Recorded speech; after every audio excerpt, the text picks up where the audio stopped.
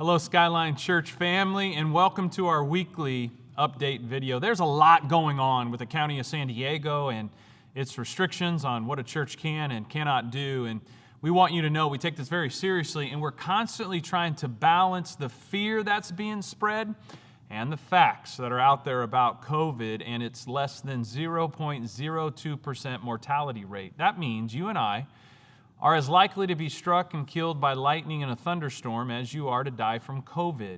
And you are only 0.02% likely if you have significant underlying health issues, or as they are called, comorbidities. Now, I want to share some statistics with you to help alleviate the fears some of you may be dealing with concerning the COVID virus. I think one of the things that a shepherd that we're supposed to do is protect the sheep, protect the people, protect the flock that God has entrusted to us, especially from fear of enemies. Knowledge of how the enemy works is very important. Knowledge of how dangerous or not dangerous an enemy is of vital importance. Having said that, I'd like to give you some statistics to hopefully alleviate some fears that are constantly and consistently being spread. Here are some statistics to give you some clarity and some comparison to what is going on. Now, for my Kansas people, I'll be specifically giving California stats, and then I'm going to give some nationwide stats. Did you know over 270,000 people die in California every year from various causes? 65,000 people die from heart disease every year in California. 60,000 die from cancer. 16,000 from stroke. 16,000 from Alzheimer's. 14,000 from respiratory illness. COVID is a respiratory virus. 14,000 people every year die from respiratory issues. Think about that. We don't shut everything down because of that. Yet we have 8,700 supposed COVID deaths in California. I say supposed because a lot of fraud is now coming out that deaths are being labeled COVID because hospitals are getting more money from Medicare when they're labeled COVID. For example, if someone dies from straightforward pneumonia, the payment to the hospital is $5,000. If they die of COVID-related pneumonia, it's $13,000. And if the COVID patient is on a ventilator and dies, it goes up to $39,000. See, whenever something doesn't seem right, like all of these supposed COVID deaths, including the ones where people die in motorcycle accidents and car accidents being labeled COVID, you just have to follow the money. I was surprised to find that information in usatoday.com. You can find it on Google so far. I'll put these sources in my next blog so you can see it for yourselves and you can read the articles. More statistics. 10,000 people die from diabetes. 5,000 from liver disease. 14,000 from various accidents. 5,000 in 2019 from suicide. And that number continues to go up in 2020. We know it's much higher as nationwide since COVID hit. Suicide ideation is up 600%. Alcohol kills 3 million people a year in the USA, yet all the liquor stores are open. 250,000 people die from cigarettes. Cigarettes are still for sale. But you know the greatest killer in our state?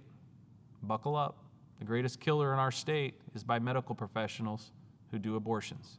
364 abortions a day in California. That means 1 in 4 pregnancies are aborted. California has more abortions than anyone else, and they are taxpayer funded. And our governor has decided that anyone who lives in a state where abortion is illegal, he said to come to California, and our taxpayers will pay for your abortion. You can have a free abortion, no matter where you're from or how you got here. Meanwhile, our businesses are locked out and locked down, and that money could go to them. They're closed, some for good. Many cannot keep doing this, and there is no help in sight for them. People in our church losing their life savings and their lifelong dream over having a thriving business, over a virus that kills less people than a heavy thunderstorm. Yet, I want you to know this, the abortion clinics remain open. The liquor stores remain open. The strip clubs remain open. The casinos remain open. And have you noticed? Not one outbreak has been reported to have come from one of those places, according to our public health officials. Interesting. Apparently the virus is very virtuous, and it will not go near those places. Does anyone see a problem, a duplicity here? Now, many of you have asked, what can we do? One thing you can do is let your voices be heard by calling our representatives. Call the governor's office, email them, and urge them to open your community. Email, call, and send your letters to our public health officers and their office telling them how much you want your community to be fully open. Change only happens when you push back, when you take the reality of the statistics, the scientific data, and you push back with the truth. So don't fear, but seek the truth. Speaking of truth, that's what you're going to get at Skyline this weekend. We are excited about what's going on. Therefore, we will be having a very exciting weekend. Lots going on. While we don't agree with the mandates and we are even pushing against them, for now, we are following the CDC guidelines on health and safety.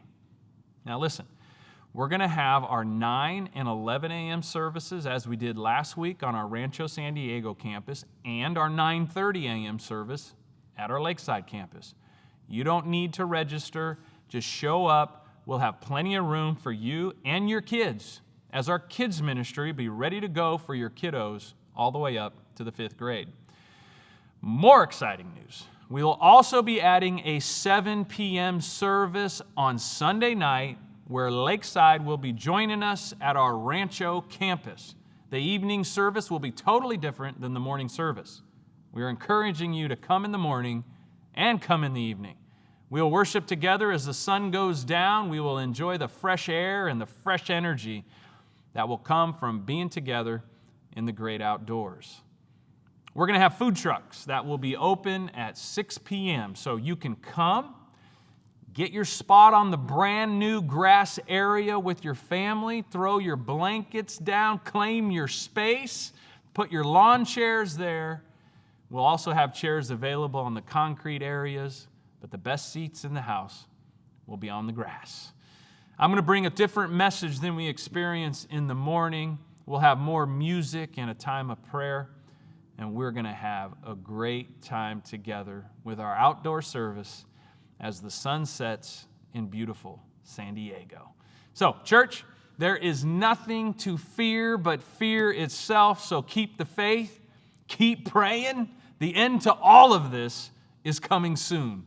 Don't lose hope. You've got to have hope to cope. We'll be dealing out lots of hope this weekend. We love you, and we will see you this Sunday.